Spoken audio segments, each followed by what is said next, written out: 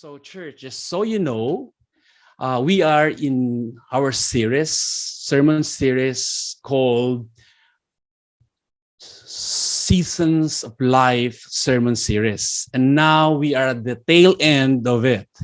So let's take the most out of this. This is the last sermon for the Season of Life sermon series. And the harvest season that we are about to learn today, this is the consummation of your dry season, your waiting season, and also your spring seasons of opportunity that we had talked about last week. So this is the consummation of it. This is the result of it, the harvest season. And whether you like it or not, you will reap something in this world.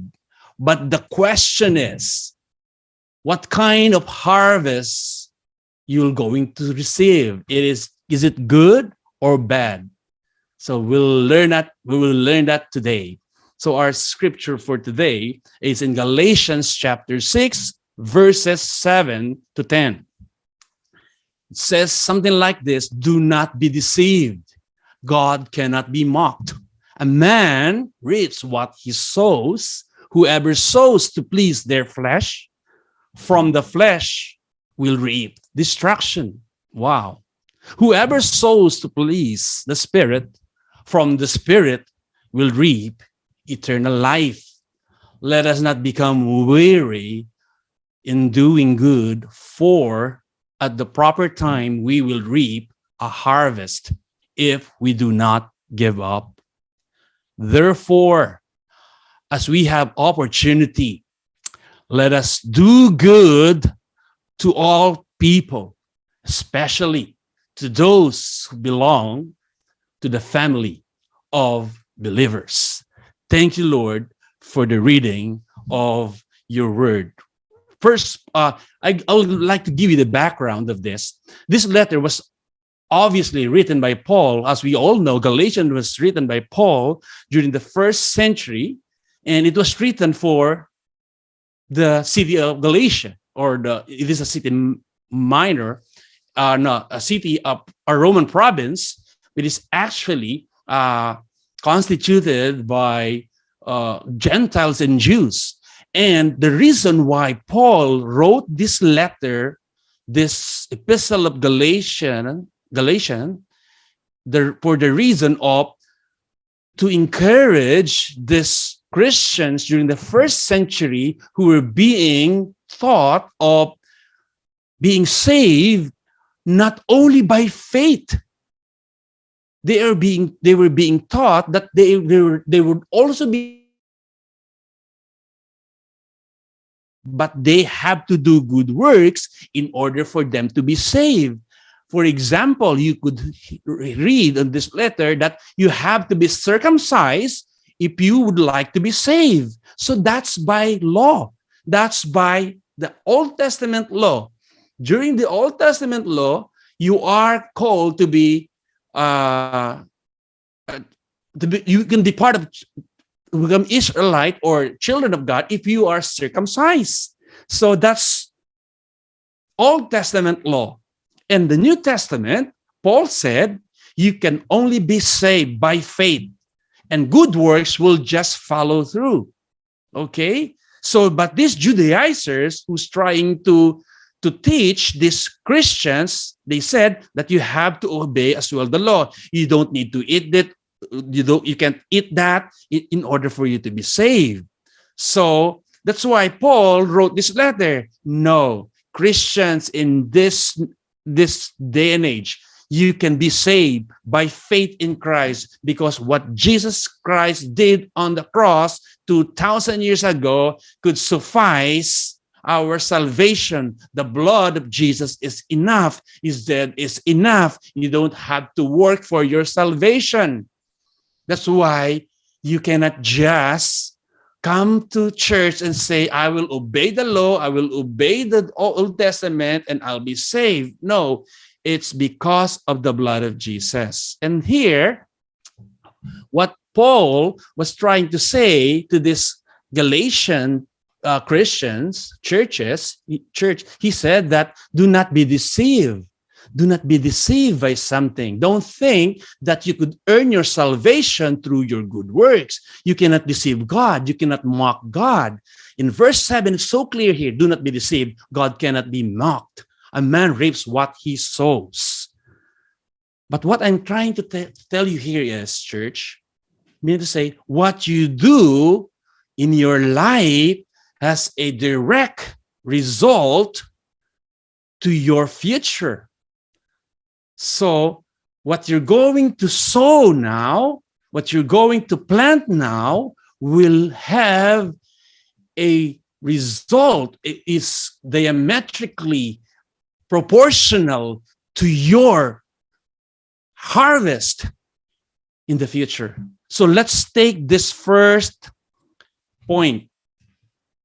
In order for you to harvest, I know we would like to harvest, all of us. We don't want to stay in our dry season. We don't want to stay on we don't want to linger on our waiting season or just spring season, but we all want this harvest season. But before you could have a harvest season or to harvest something, you need to prepare the ground, right? Before you could harvest a tomato, you have to plant the seed. And for you to plant the seed, you have to prepare the ground. You know what? The primary ground that we should consider in our lives is the ground, which is our hearts. In order for you to plant correctly, to sow seeds, you have to prepare the ground. Before you could prepare the ground of the people around you, the ground in your workplace, in your ministry, in your schools, you have to prepare your own ground, your house. How's your heart right now? You have to prepare that. You have to cultivate your heart, your ground, so that when you sow seeds on that ground, the word of God, it would flourish, it would grow, it would bear fruit. We have to consider preparing the ground. And when your ground, your personal ground, your heart is prepared, well cultivated, then it would just overflow and people around you would actually experience your overflow from your heart, and the ground around you would also be prepared. When your heart is right, is correctly prepared, cultivated, then your family, your friends, your church mates, your workmates, the community, impact coming from you. You know what I mean here, church? The ground is so important for us in order for you to harvest in due season. It says here, do not be deceived. God cannot be mocked. A man reaps what he sows. There is no shortcut. You have to prepare the ground. You have to prepare your heart. And when your heart is right, you can also lead people to prepare their heart as well. You could impact them. You could influence people in your sphere, in your spheres, in your orbit. You can prepare them as well. I believe that there are people here whom I'm talking. You can now actually you are now seeing yourself, positioning yourself, preparing the ground. The way you relate to your family, to your workmates, to to your church mates. That's how you prepare the ground. Be passionate with your work. Be passionate with your ministry. Be passionate with your relationship. That's how we prepare the ground in order for us to harvest in the future. Without preparation, we cannot plant. We cannot sow seeds on it. So we have to prepare the ground. Don't fool yourself that you would harvest something if you will not prepare the ground. Don't fool God. God cannot be mocked. You cannot hide it from God. You cannot say to yourself, I would like to harvest next month, next year, but you're not preparing the ground. Prepare your heart that you may be able to influence people around you. That's number one point. The second point would be sowing correctly. You have to sow correctly. It's very important for us to sow correctly. It's not just about preparing the ground. Yes, the ground's already prepared, but you have to sow the right seeds. You have to ask yourself right now, perhaps you're waiting for a harvest, but have you planted in the past? Have you sown something? Have you sowed something in the past? It says here, whoever sows to please their flesh, from the flesh will reap destruction. So this is directly proportional. Flesh to flesh, whoever sows to please the Spirit, from the Spirit will reap eternal life. So this is how we are going to sow. We have to sow something that we would like to harvest in the future. If you would like to harvest oranges, therefore you have to sow seeds of orange. Without sowing that, you cannot harvest orange fruit, right? So if you're going to please your flesh, which means to say your worldly desires, your own agendas, for your own sake, for your own benefit, for your own fleshly desires, worldly desires, for your own pride, for your own self, for your own interest. It speaks of your selfishness, your fleshly desires. Then that's not right. And you cannot mock God. You cannot deceive yourself. You cannot deceive God. Don't think if you're going to sow according to your flesh that you would receive from the Spirit. Sowing to please your flesh means to say it is just by your own works, by the law, by good works, not through the help of the Spirit. If you would like to sow in Spirit and reap from the Spirit, therefore you have to walk in the Spirit. You have to live according to the Spirit, according to what the Bible says, according to what the Spirit is leading you. If you would like to be led by the Spirit, start reading your Bible. The Bible will tell you what to do. The Bible will manage your life, how to relate with people, how to worship God, how to live life according to God's precepts. So you have to sow correctly. If you would like to sow love from others, then sow love as well. If you would like to harvest good things in the future, you have to sow good things right now. You know what? There are myriads of choices in our lives. And every time we choose something, we are planting seeds, right? We have so many choices in this life. Just go to a restaurant and dine for yourself, and you have so many choices in front of you, how many types of soft drinks, how many types of meals they would present you, how many salads, choices you will have in front of you, how many desserts they would offer you. Before you even finish your meal, they've already given you tons of choices. But you know what? Every time we make a choice, there is a result of that in the future.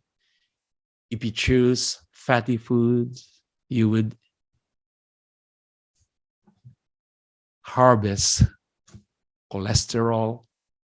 If you would choose salads, green, you would have good health according to the doctors. And I subscribe to that.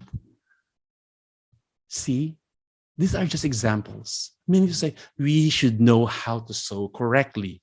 We would like to sow something beneficial for us in the future. Therefore, make a decision right now to sow correctly. In every choice that we make, in every decision that we take, we have to please the Spirit. It should be pleasing to God. That's what I'm trying to tell you here. You ask God, am I sowing correctly? Yes, you could answer that. Are you sowing correctly for yourself, for your family, for your ministry, for your future? Thirdly, for you to have a great harvest, in order for you to have a good harvest in the future, you have to keep the weeds out. If you are into gardening, if you are into planting, you know what I mean. Because weeds can destroy your plantation or can destroy your crops. You have to keep the weeds out. In Galatians 6:9, first part, it says, let us not become weary in doing good. Weary means to say, do not become tired, do not lose hope. Do not become weary in doing good. Let me ask you, my brother, my sister, what makes you weary? What wears you down? And you know what? Those things that makes you weary, that could encumber you from fulfilling God's will in doing good, and also limit your harvest in the future. Yes, that's true. Therefore, you need to observe in your life and identify what are these weeds around me that stop me from continuing and fulfilling the good works of God in my life. What is that? Today I had this weed killer. I sprayed all the weeds around the house, and hopefully I could harvest a great reward of clean lawn. And how about you? How would you like to see your life becoming fruitful? So, what are the weeds that you need to keep off of your life? I don't know We have different weeds in our lives. Maybe a habit that has been bogging you down, slowing you down in your Christian walk, in your relationship with God, even your relationship with your family. There is a habit that's actually pulling you down instead of climbing into your success. Because of these habits, you are actually being hampered and slowing down going to your success. So try to identify that, my friend, my brother, my sister, or maybe a relationship, maybe a friend, or maybe you cannot call him a friend or her a friend if that person is actually pulling you down, or maybe a a place that you often visit that could also pull you down, that could stop you from doing good. So if you don't want to become tired and weary in doing good, you have to identify all these weeds in your life in order for you to keep doing what you're doing for the Lord. Let us not become weary. Keep the weeds out.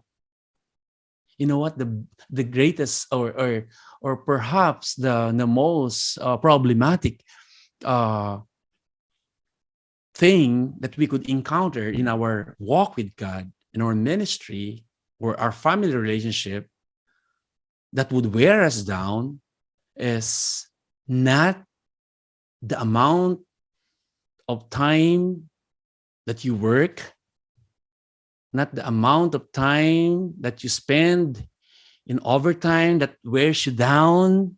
No, it's not that. You know what? What wears you down is the amount of drama in your life that you try to take.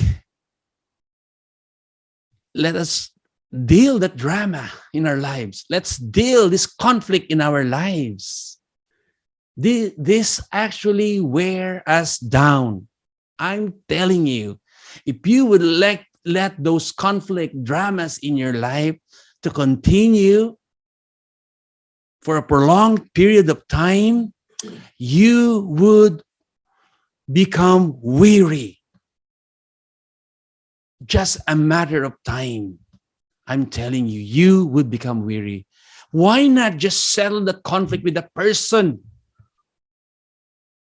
who's actually bagging you down, who's actually in conflict with you? Have this humility. Talk to this person.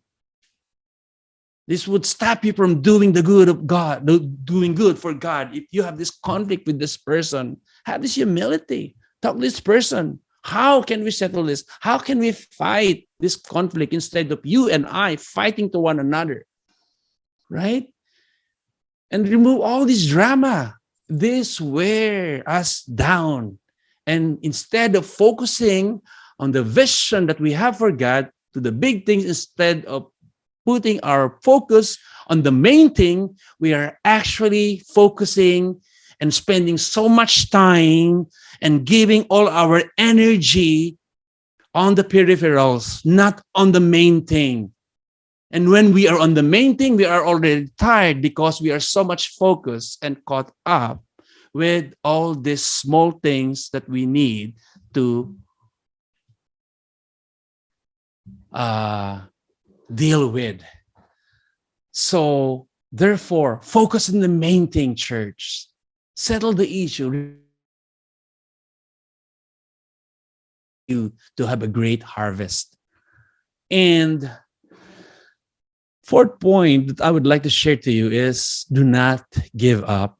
In Galatians 6:9, on the second part, it says here, for at the proper time, we will reap a harvest if we do not give up. This is an unbreakable promise of God.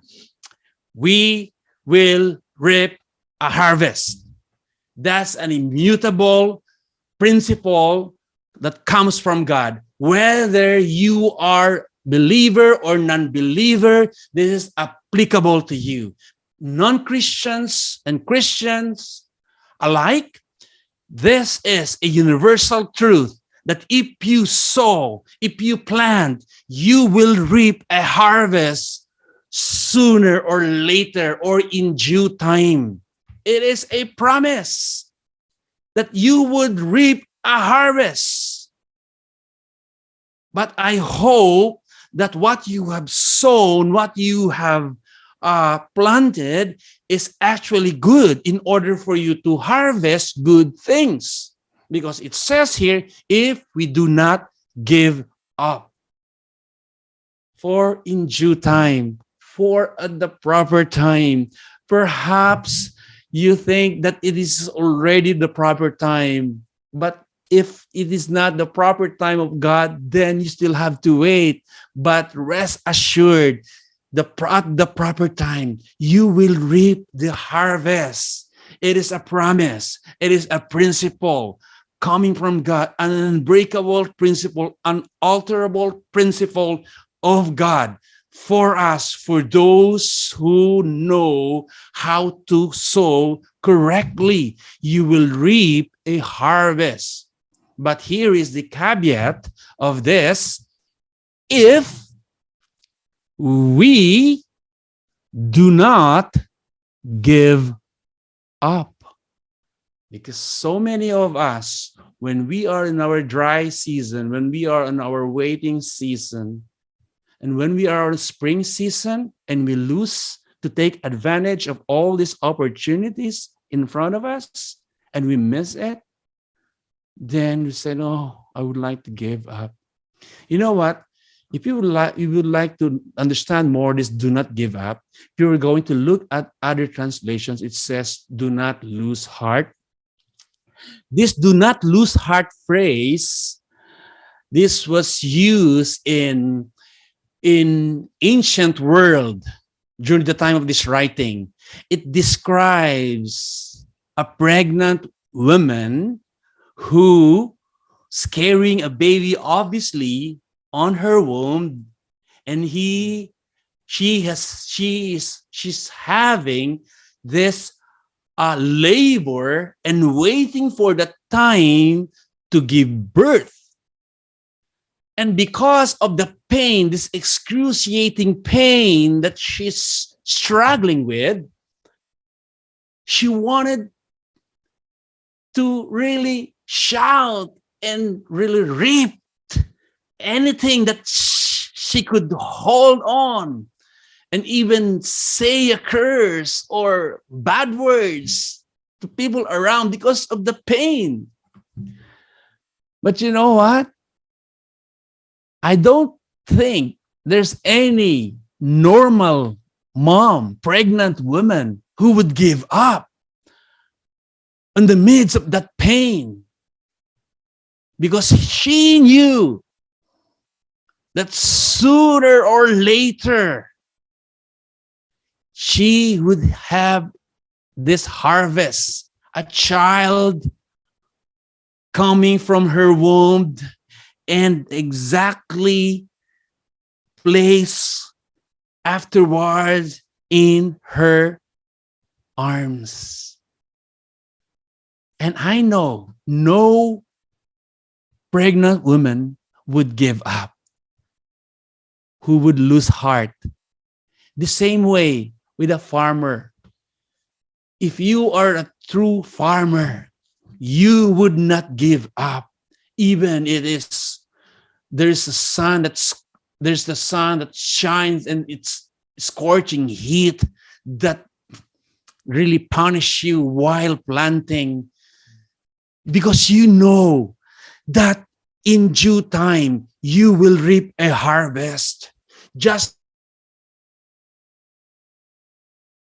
maybe experiencing pain, trouble, trials, persecution that lead us to contemplate of giving up. But let me tell you This is an unalterable word, promise, unchanging, immutable promise, word of God, that at the proper time, we will reap a harvest if we do not give up. Do not give up, my friend. I don't know which point you are in right now, but I believe there would be a time that you would surely enjoy the harvest of your labor. Do not give up. And last point would be, this is the time, which is actually our theme for the year 2022.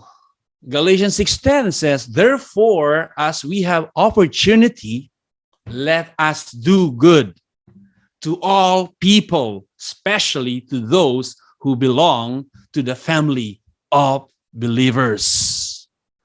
We have opportunity again. The opportunity is not tomorrow or last week. You didn't miss it. Actually, the opportunity is already in front of you. You just have to grab it. You just have to recognize it, that this is an opportunity that God is giving you to do good to all people. And we have a special work to do. It is the good work that we need to do for the family of believers. These are Christians, believers, friends in Christ, brothers and sisters, our family. We have to do good to them especially. And that's how we could sow good seeds, by doing good to all people. Maybe you've been asking from the back of your mind since we started this message, how can we sow good seeds? And there you go. It answers your question, a question of how to sow good seeds. This is it. You have to do good deeds. Good deeds are God deeds. Do good to all people, especially to those who belong to the family of believers. In this manner, we are sowing good seed. Do not deceive yourselves. Do not deceive God. If you think that you could harvest good fruit or harvest, if you would not sow good deeds, good seeds to people around you. And this is the time, while we have this opportunity in front of us, while we have this breath, while we have this strength in our lives, while we have this people, special people in our lives, our family, our sisters, our brothers, while we have this opportunity, this is the time that we could sow good seeds, that we may harvest good fruit. And if you're going to sow good seeds, you would reap the fruit of the Spirit. It is love, joy, peace, patience, kindness, goodness, gentleness, and self-control. Don't you want to experience all these things? This is immeasurable. We can't buy it with money. We can only have it through the help of the Spirit if we are going to please our spirit, not the flesh. And remember, the Spirit is infused in you when you receive Christ. You have the power to sow good deeds through the help of the Spirit that is in us. You know what? Again, life is so hard to live without the Spirit. Because what we actually would like to sow in this world, is actually the opposite of what God wants us to sow. Because intrinsically, as a human being, we would like to sow the negative things, the bad things. Paul said, in Tagalog, gusto kong bumait pero di ko magawa. I want to be good but I can't do it. Paul, the apostle, the super apostle himself, would like to do good but he cannot. By his own strength, he cannot. He needed the Spirit. He needed the Spirit in order for him to bear fruit of the Holy Spirit, which what I mentioned a while ago. The love, the joy, the peace, the patience, kindness. Church, harvest season. You're waiting for it? This could be the day of your harvest. If you planted, if you sowed something the other day, last week, then if you would like to harvest, therefore, start planting today. This is the time for you to plant. This is the time for you to sow. Make this opportunity. Use this opportunity as a leverage for you to harvest in the future. I believe with all my heart, we would all reap a harvest, a good harvest. Because giving up is not in our vocabulary. Giving up is not something that we would like to contemplate in our minds. Christians, we are empowered by the Spirit to go on, to move, to thrive, to go and make disciples of all nations, baptizing them in the name of the Father and of the Son and of the Holy Spirit. Amen and amen. Amen. Thank you, Lord. If this message resonates with you, let me lead you in a prayer. Prayer of acceptance. Accepting the offer of Christ, which is eternal life. It is by confessing your sins, believing that apart from Jesus, you are nothing. You just have to open your heart and accept Jesus Christ as your personal Lord and Savior, and God will come into your heart and He will infuse you with the Spirit. Therefore, this is the time for you to do that. This is time, this is an opportunity. You have to grab it. This is sowing good seeds in order for you to harvest good fruit in the near future.